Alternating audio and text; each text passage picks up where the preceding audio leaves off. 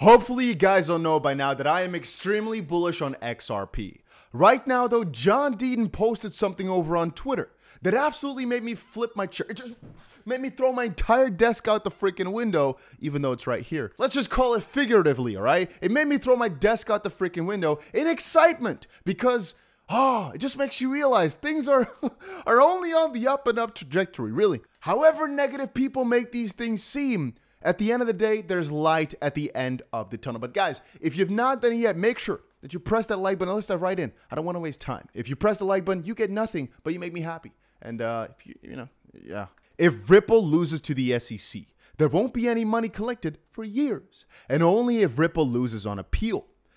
If the Supreme Court takes it on appeal, which I believe they will if Congress hasn't acted by then, I believe Ripple hands down wins with this Supreme Court.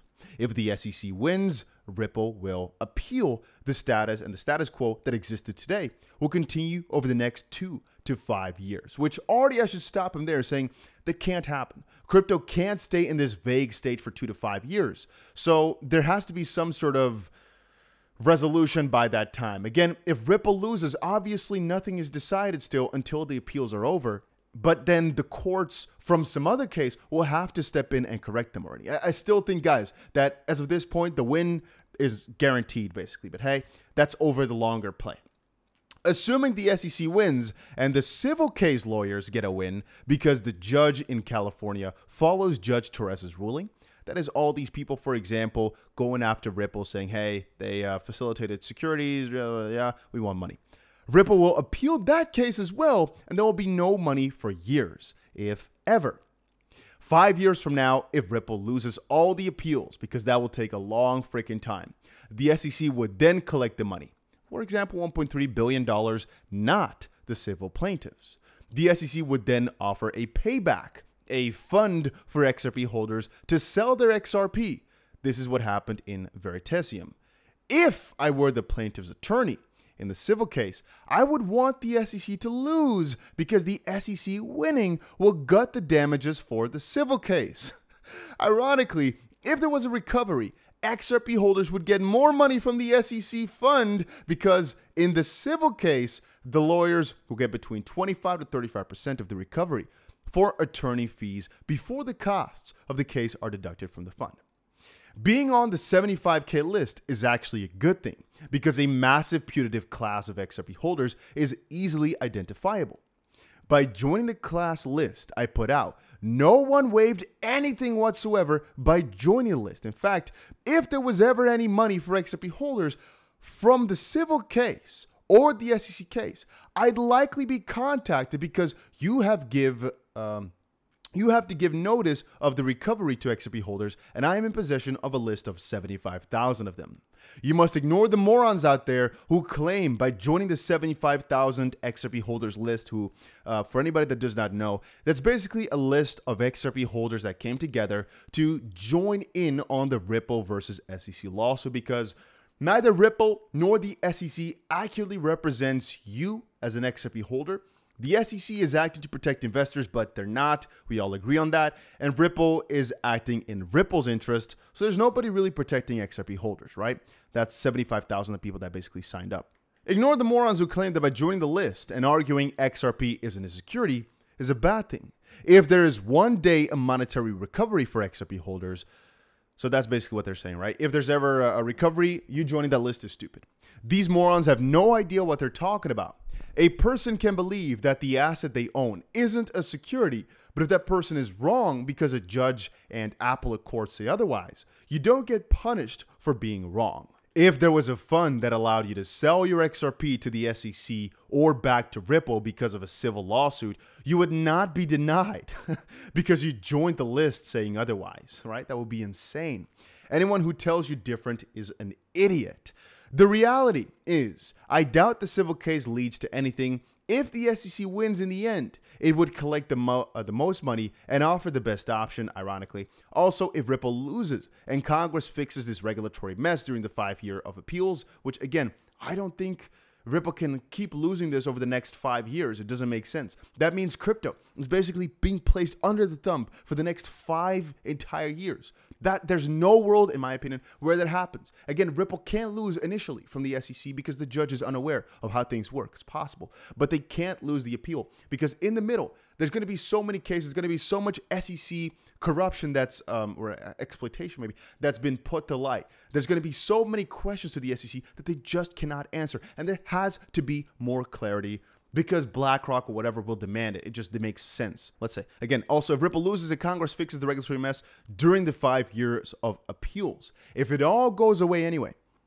So again, once more, I read it again. Also, if Ripple loses and Congress fixes the regulatory mess during the 5 years of appeals, it all goes away anyway. Bottom line, being on the list didn't waive anything, and if anything, it identified your claims, if you have any, long ago. Maybe I'm a bit hard on calling people dumbasses, but hey, he's getting calls to his office every couple of days asking that if they sign up, if they're screwing themselves, and that's just not true. And you might be asking, Dusty, why the frick are you talking about this? Why are you putting this up? You have to realize this right here just got 500,000 views. There are so ridiculously many people questioning, thinking, and asking that question of what exactly would happen if I do sign up. And on the opposite side, how long does the whole circuit look like? You know, is it going to be a couple months? And what's going to happen if Ripple does end up losing on the short term? Well, at the end of the day, it's kind of funny and ironic, but regardless of what happens, we as XRP holders are in a good position if you think about it. If Ripple wins, we make crazy amounts of gains. Ripple loses, you got to understand.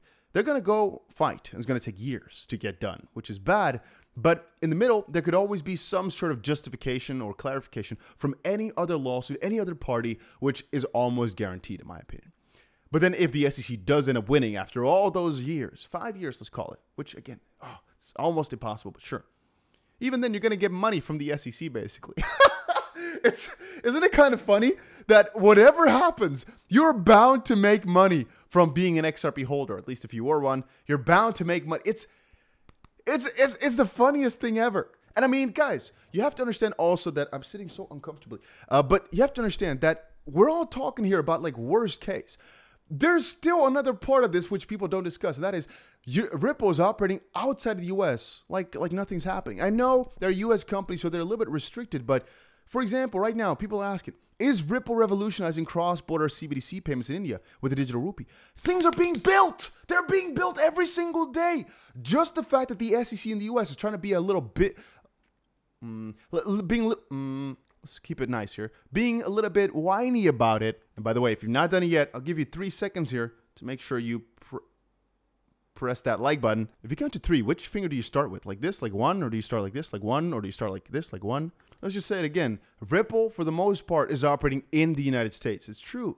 What I mean with like build-wise. So the executives, the main ones are there, and the main company's there. And I think their main focus is or was the U.S., even though I'm not talking about an operations-wise, because for the most part, I think their volumes and everything are like 10% U.S. or something like that.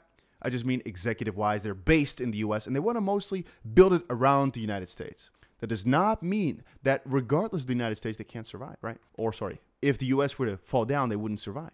Really, I think you'd actually be surprised just how well Ripple would hold up by just moving to the UAE, moving to Hong Kong, moving to Singapore, and just dominate from there, which is what a lot of other companies have already done. They just skipped the United States entirely, and I think Ripple could have been in the same position they are now if they did so. Really, it's getting a lot more flack than meets the eye. No, they're getting a lot more flack than they should rightfully get. There's so many crypto projects out there that are in a worse situation than Ripple is because they're building so much. They're doing so well in terms of that. Again, people are also calling out that massive gains are about to happen or are inbound due to the class action finishing. Again, I've stated this many times before, but I honestly believe it wouldn't be too crazy to see like 1,000% returns in just a couple of days if Ripple ends up winning. There are so many mentions of Ripple and all these major banking partners. They are so ingrained into the legacy systems. They've done so much. They just are trying not to make you realize it. Ripple mentioned in Bank of America report, which is a partner of Ripple's, harnessing payments innovation in the APAC, notes Swift GPI has limited Ripple's impact. In a view, Bank of America head of Treasury Product Asia Pacific, they basically are saying, hey, Swift came in and it's kind of numbing Ripple down, but they're unique. It's used as an underlying security measure in certain transactions, but it's not having the level of success that is preceding hype and suggested, notes Venkat. It has played an important role in helping to digitize trade documentation as the technical basis of the smart contract, but in cross-border payments, the work of Ripple is a possible exception.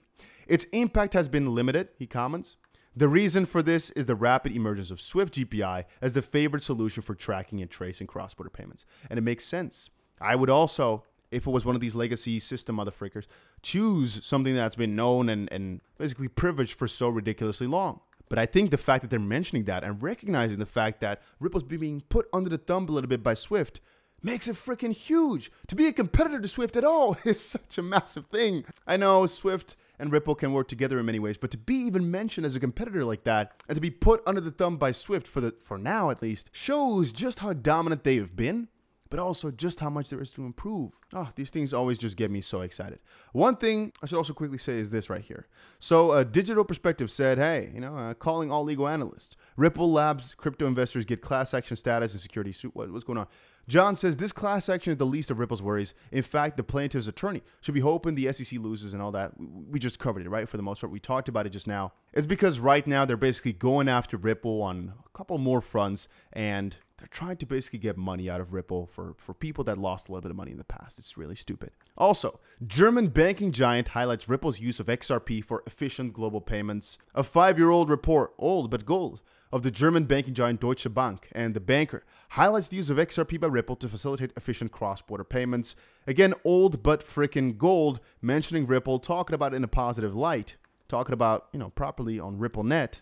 All the way back in July of 2018, showcases the middle finger to the SEC they always had because, well, obviously they don't care in Germany. And then one thing I'll state before we end it off is make sure you join the Discord. The link for that is down below. It's just a cool group where we can all chat and be together, and hopefully you can learn things from other people. Hopefully you can discuss your trades, do some cool stuff. And last but not least, make sure, no, this is not for the like button. This is that you put the notification bell on, because what if something crazy happens? You want to be notified.